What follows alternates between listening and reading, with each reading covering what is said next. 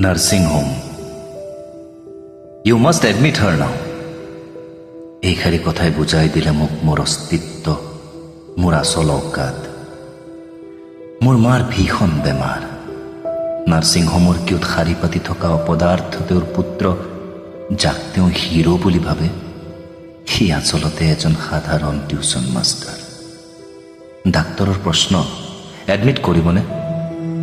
অসমৰ্থ বুলি নিজক জানিও কওঁ, কৰিম ছাৰ। 1 লাখ জমা দিব লাগিব কিন্তু এডভান্স।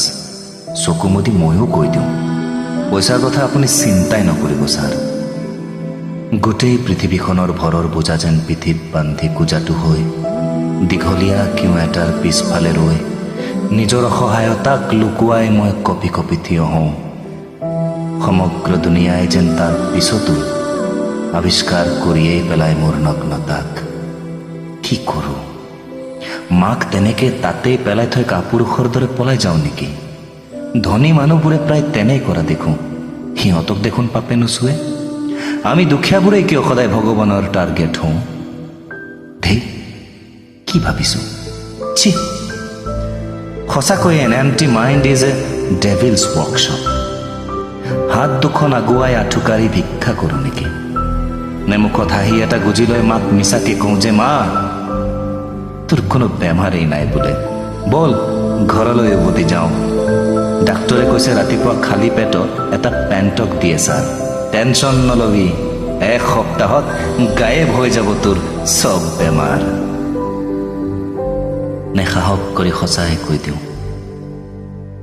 যে মা, মোৰ পইচা নাই, অপদাৰ্থ মই, আৰু পৃথিৱীখনো দগাবাজ।